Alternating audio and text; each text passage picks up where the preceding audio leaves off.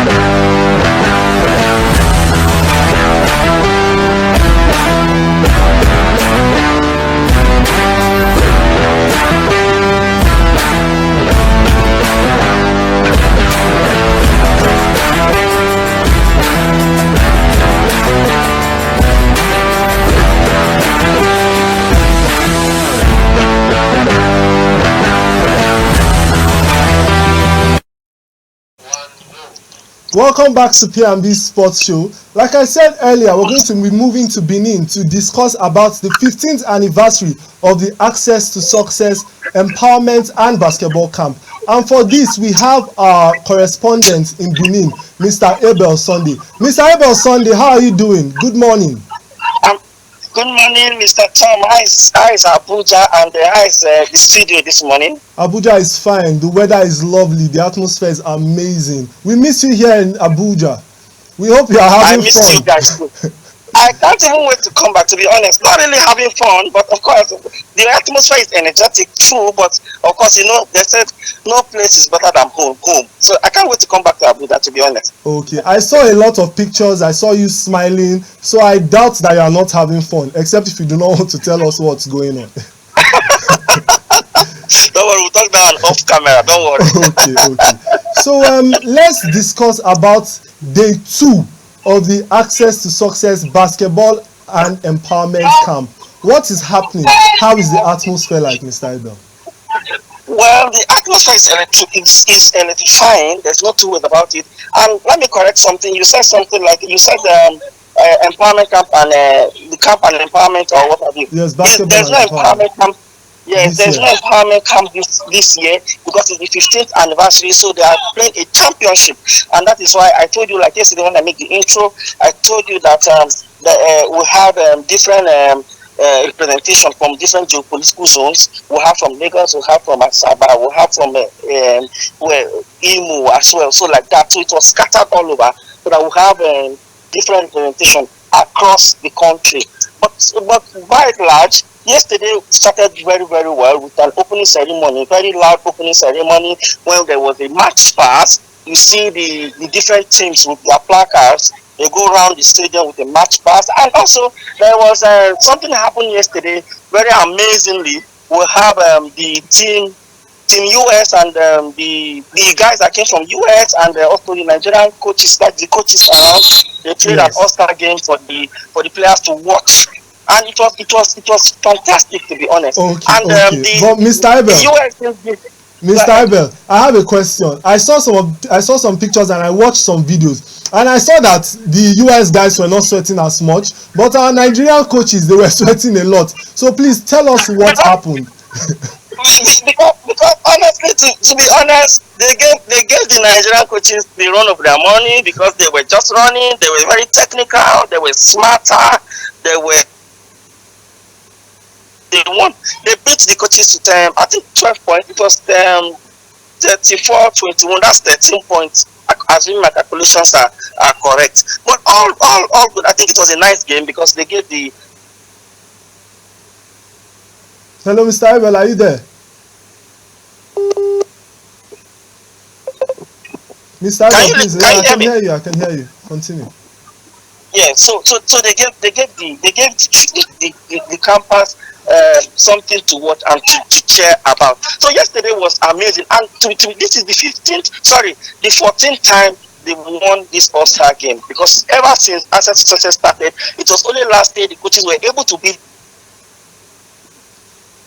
Are you saying that it was only last year that the coaches were able to beat the US team? Mr. Abel? Okay, so that's it from our correspondent in Benin. But when we come back, we are going to be talking to Mr. Suraj, and we'll be discussing about life after sports. So for now, we are going to take a short break.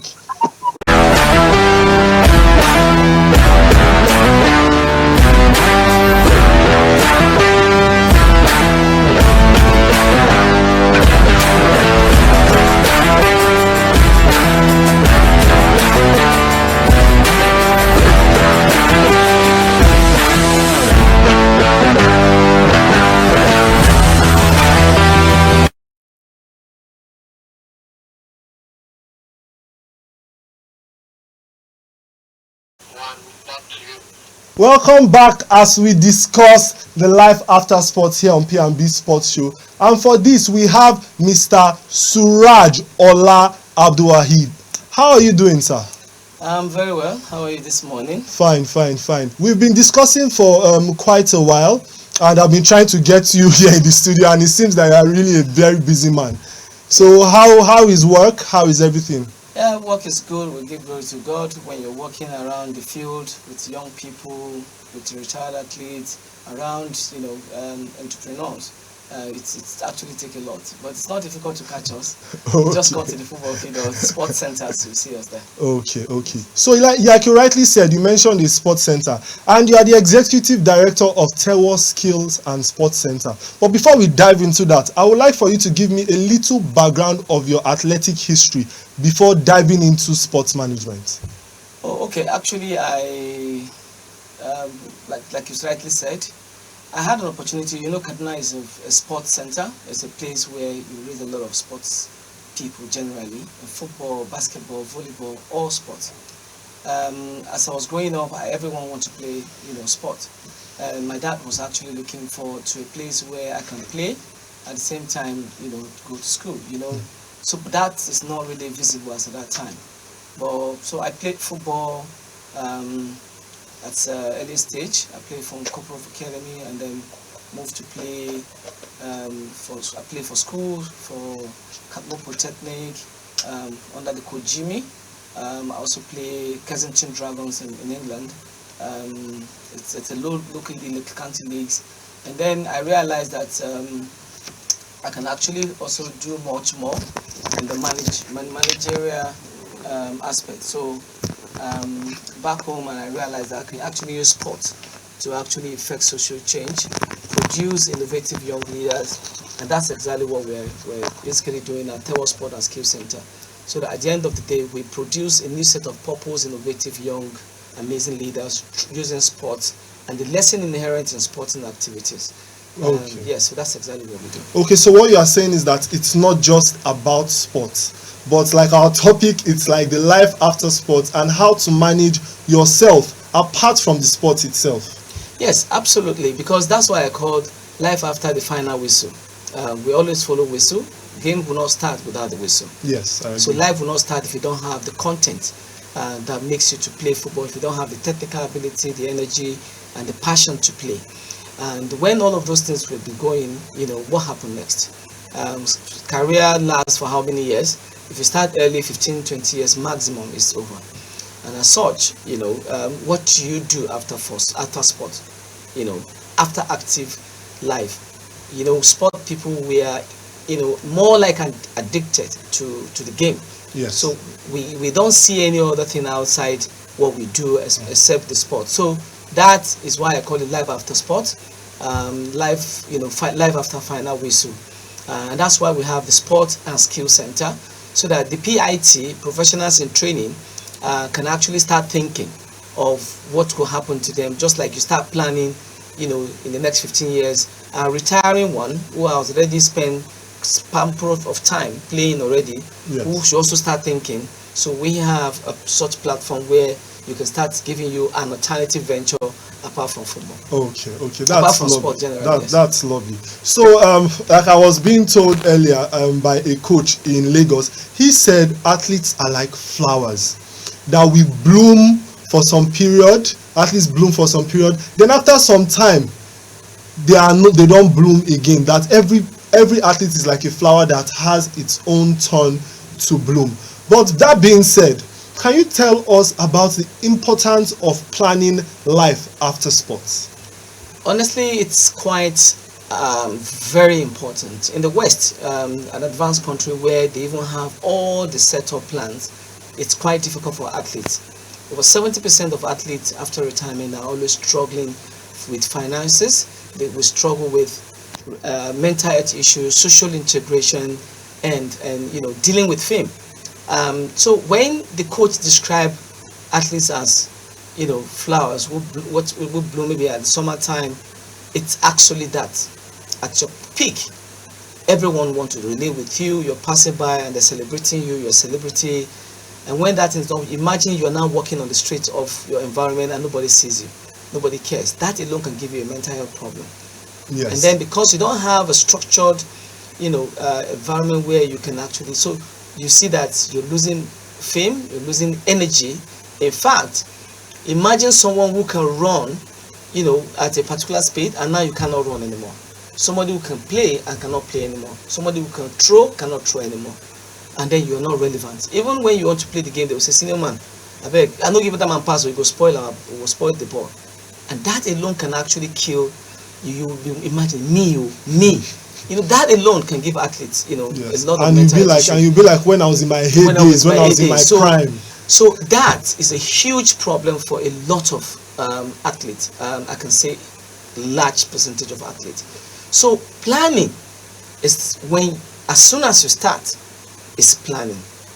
Now, for those that are already retiring or already retired, that does not spell doom, because we have a lot of athletes who eventually have planned their life and who are successful, who are still living their life comfortably because of strategic investment. Are there lessons we can learn from that? Absolutely, yes. And there are other athletes, a larger percentage, which makes it a problem, that are also in trouble. And that's where we actually come in to give what we call social entrepreneurship. Because you cannot stop playing and you cannot stop impacting. Most athletes, eventually become coaches, media, still revolving around sports. But there are a lot of other things that you can do, which is what we expertise on. That's why we call it Sport and Skill Center. Yes. That you can actually, learn. We give you a platform where you collaborate with others, where you can actually, learn, play a game and still be inspired to lead your community and still have a second life. So like you rightly said, P&B, we are at Benin City. We are in Benin City, Edo State. We are covering the Access to Success 15th anniversary, and they are a basketball and empowerment camp. They run a basketball and empowerment camp, and the founder, Andrew Lovedale, he actually was an athlete in the US. He played with he was teammates with Stephen Curry, and right now you can see that he didn't dive into other things. He still stayed in his own field and decided to give back to the society and impact to the lives of younger athletes by taking them outside the country. And I know that that is something that you yourself, that you have done severally as well. So please, can you just dive into that a little bit? Absolutely. We have Tewo Children and Youth Foundation. I play a little bit in England. I lived there, and I decided to call what we call bring the little we learn in that community, and then bring it back to the community, to our own community, and see how we can actually impact. And what I will tell you is that we have a lot of athletes, and inherent in those athletes are super talent of not just the sport, but of leadership, of entrepreneurship. Yes. Now we are looking at the business inherent in sport is massive. So the Sports Foundation, the Tewo Children and Youth Foundation, is the area of our giving back. A lot of athletes come back to give back. We have Sadio Mane, you have DJ Drogba, you have the access to that you just mentioned about the basketball success, and we have a lot of them because that's what we tilt to. So we are social people, but you can become a social entrepreneur where you can actually continue to do your impact, and at the same time you're going to be making money to be able to sustain what you're doing, because it's not about starting it. So Tewo Children and Foundation is in that area. We have Tewo Rockstar Academy. The Tewo Rockstar Academy actually focus on more of the education and entrepreneurship. And then we have the young one who are actually aspiring sports people who want to play. We call them professionals in training. Those are the PIT. We do not just give them just to play. We coach the leadership out of them. We coach we mentor them. We bring out the best in them all around, so that at the end of the day you can become a professional athlete, you can become responsible, you can come back to give back to the community. You're not just looking at yourself, just like Access to Success, yes. The story you said, like just like ourselves. And then at the end of the day you understand the value for yourself, so that you not just go throw your leg or your hand that is giving you the money just out there, and then you can have a lot of insurance, a lot of investment to cover up for you. So you're getting ready early enough to take care of what it's going to be tomorrow. And we also have an amazing curriculum in the area that's covering financial literacy, that covers IT, that covers languages and culture. The reason is you need to understand that you as an athlete, you need to move. Today you're with one coach, tomorrow with another place. Today you're in one country, another you're in another country. If you understand people's culture and languages, it gives you an absolutely opportunity to understand how you live with people, and most importantly, emotional intelligence. Okay, that's lovely. I like the fact that you mentioned emotional intelligence. When it comes to emotional intelligence, we are moving to the life after sports, and you're like, people, their emotional intelligence is dimmed. Their emotions, they are being dimmed. They can't think well. They lose their identity. They have what they call the tunnel view syndrome, which is when they are playing, they can't look further than the careers that they have right now. But we are going to look into the financial part of playing. We have the NBA in the US, where some players, when they come in their first year, they earn up to like $2 million. And when they earn $2 million, they start buying houses, start buying cars. Then when they look at their account, immediately after their first 2 years, they are like, what happened? Not knowing that things like taxes took more than half of their salary. So please explain the financial part of being an athlete. So this is the beauty of why you have to have financial literacy. Prudency.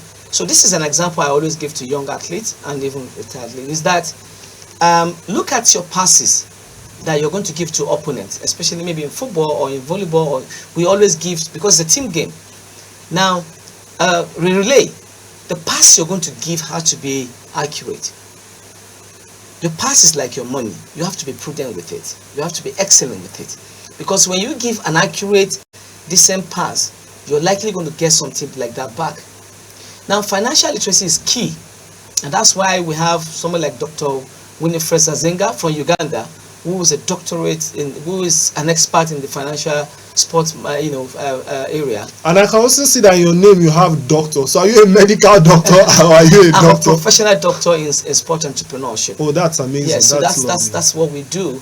And so we have an opportunity for whether you will be investor in sport, whether you are a sport person, you have your children, we just try to cover every area. For young people, we train them so that they can think beyond sport.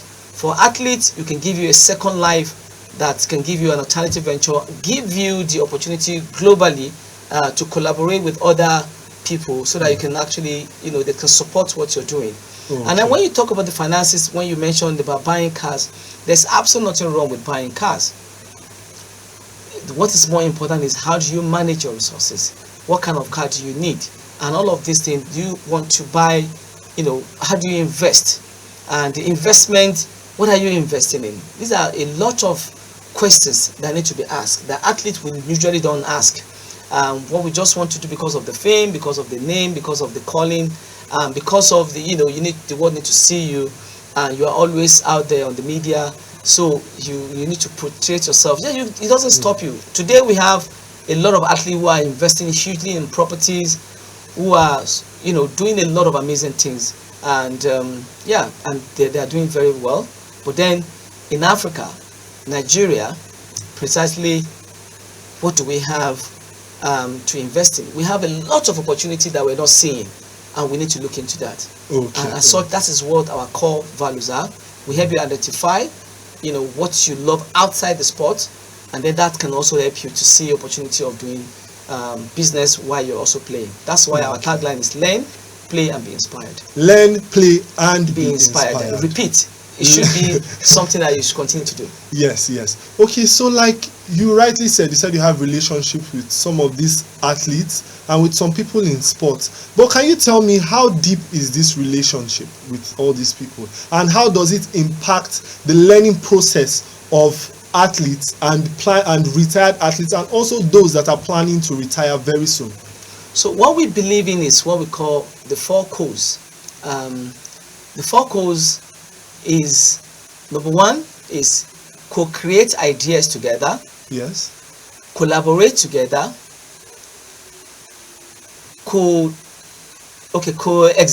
Just co-work, create ideas, collaborate together, and co-succeed. We do not force ideas into the idea of the mindset of athletes, whether retired, retiring, or an active player. You give us an idea. Let me give you an example.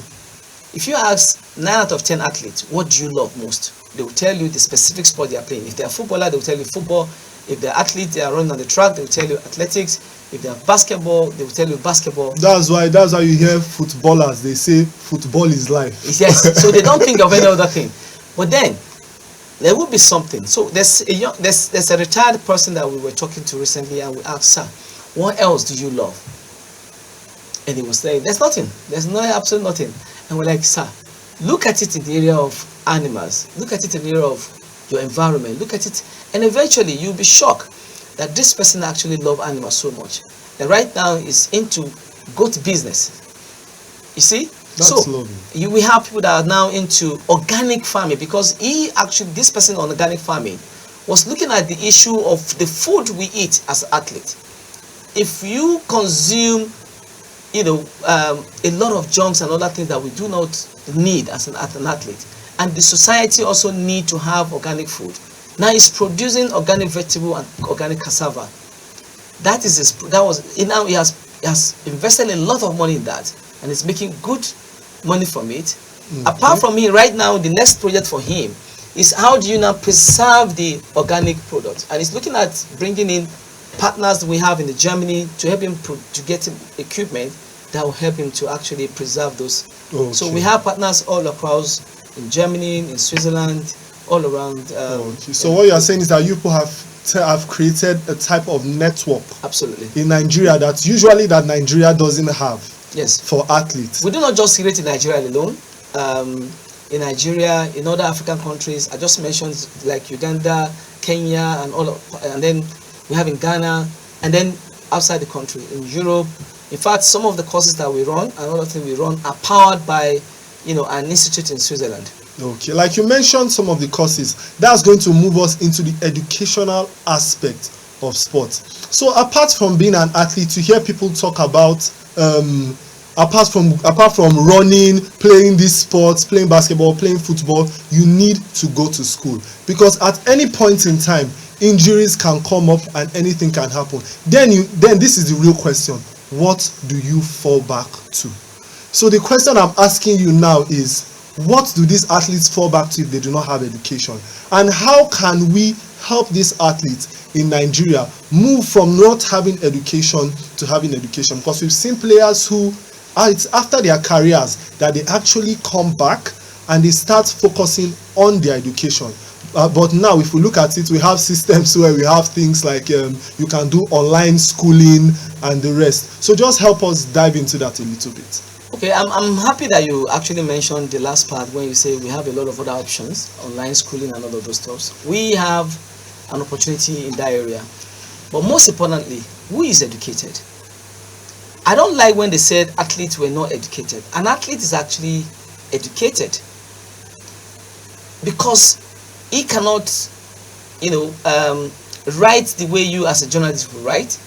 He cannot present the case like a lawyer will present in the hospital, in the court, or he cannot, court someone in the theater as a medical doctor, or prescribe medicine as a medical doctor would do. Yes. Does not make him. He's a professional in his own space. He travels around the world. He meets different kind of people. The social skill is excellent. The energy. He wakes up very early in the morning. He's organized. He's very. In fact, the time management is super. Because we athletes see time as money.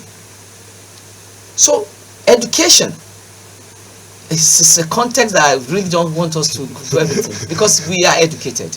Okay. The only problem is not certified and not actually understanding, moving outside the sporting, environment.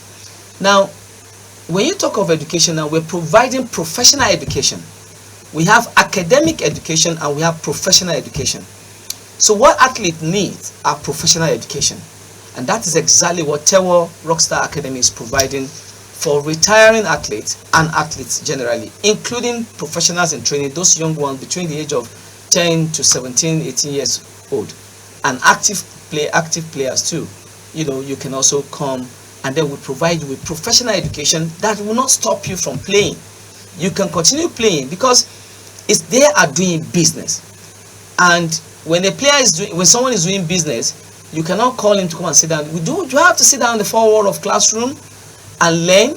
No, you actually. We can actually learn on the field. Yes. And we can learn online. So a platform has been created for athletes to have a professional athlete, and they can actually earn what we call, sports entrepreneurship certificate.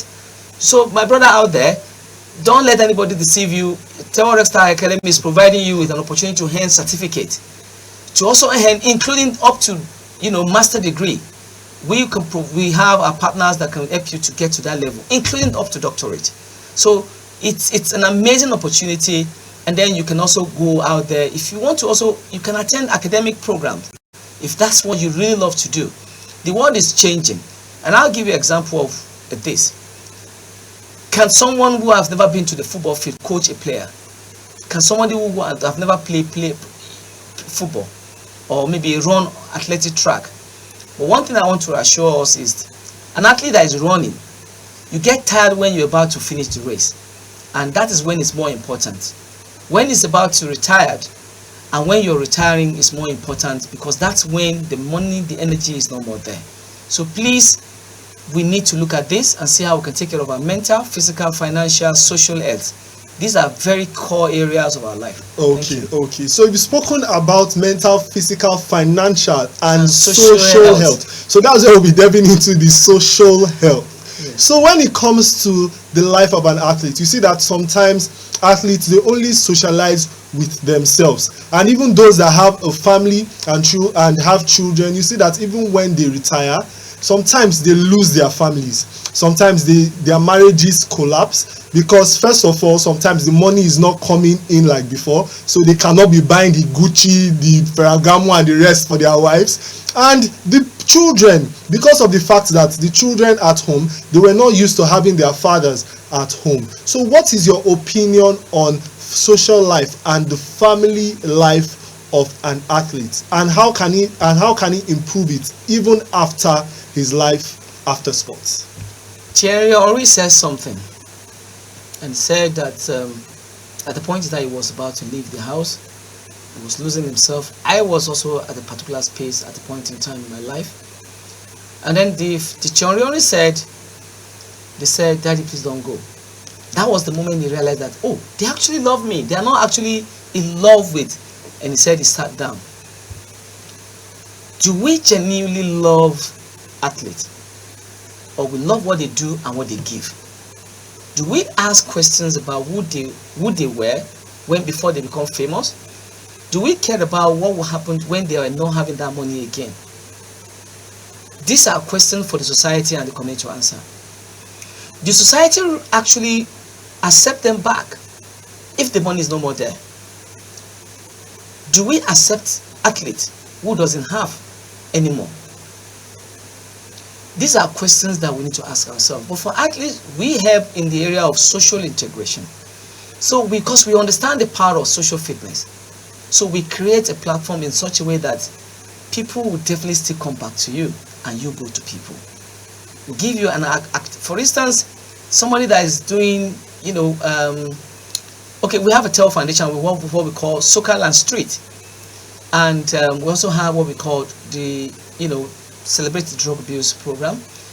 But look at the area of where you're doing something back for your community, no matter how little it is, and you're having people to collaborate with you. It doesn't have to be your money.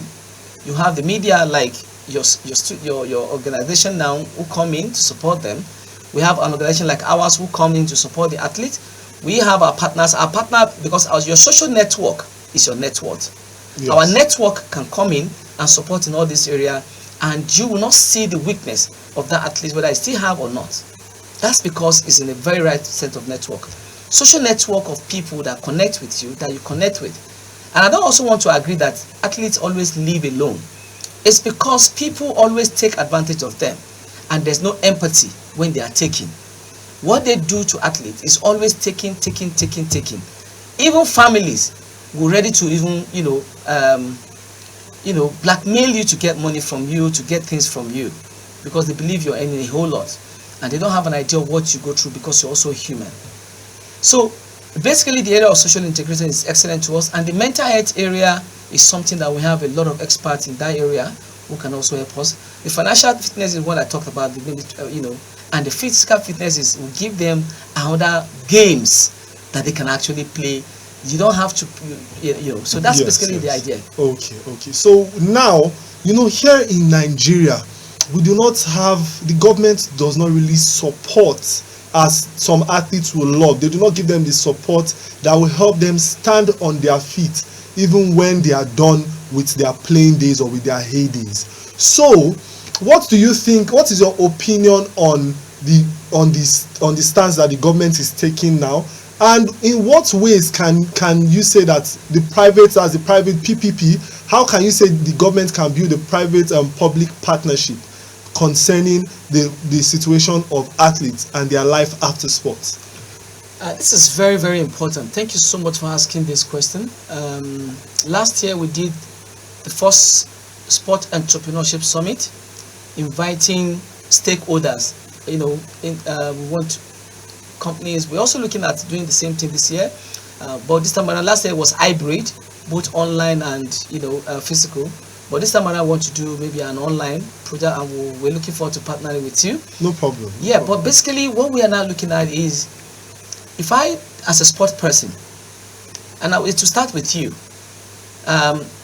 the media put sport at the last part of the page, the back page of newspaper.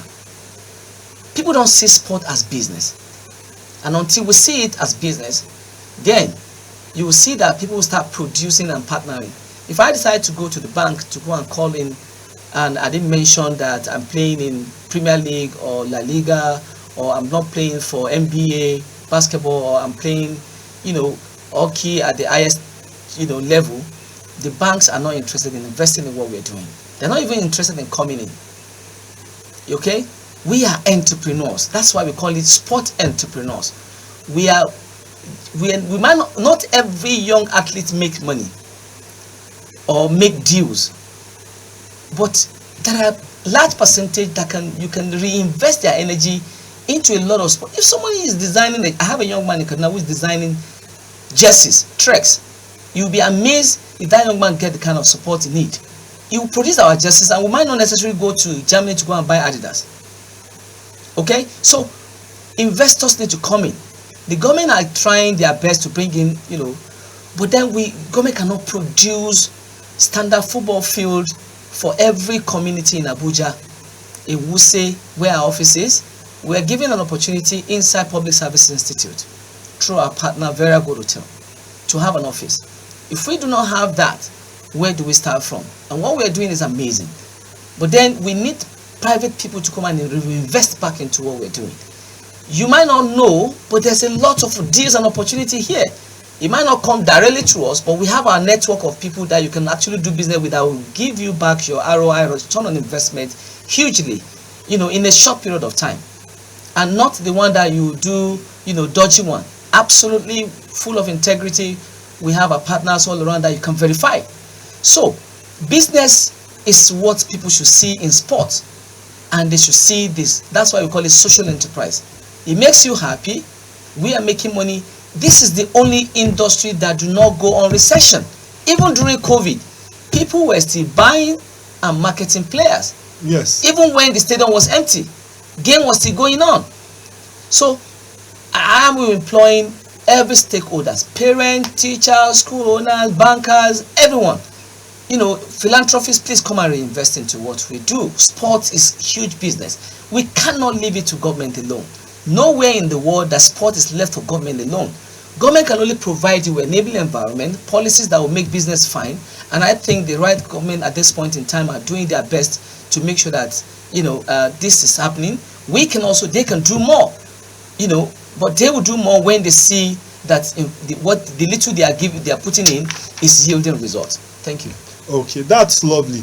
But right now we are going to be leaving our topic and we're going to be moving into something different. Okay. I want you to tell me about what your opinion is right now about the English Premier League and what you think around it and which team are you supporting?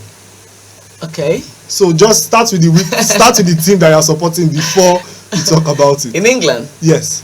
I support United, but I love Manchester United, but I love good football. So I watch a lot of other football because I'm a sport researcher. So I love to learn from a lot of clubs. I watch even as tiny as the cones.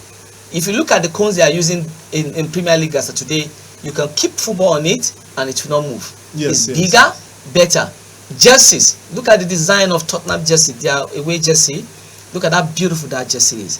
Look at what Newcastle is playing. Look at Arsenal, what they are playing as of today. I support United, but I love good football and I learn from every team that comes to play. I was shocked when is it Aston Villa that will have to deal with Newcastle, and then you see the way Arsenal play their football without a point man. Innovation is taking place every day in sport, and that is why I said it again, ours is to produce a new set of proposed, innovative, creative young leaders in sporting environment to help our community to effect social change. Okay, that's lovely, Dr. Suraj Ola Abdul Wahab. Okay, not Wahib. Yes, Abdul Wahab. You are the executive director of Tewo Sport and Skills Center. Yes. Okay. So that will be all for P&B Sports Show today. I'm Aroko Tom, and when we come back next time, we're going to be discussing on more diverse topics. But right now, our message to the government, our message to athletes, our message to private institutions is that they should develop their athletes, that they have to look at the life after sports and how to develop the life after sports. So for now, we say bye-bye and see you all next time.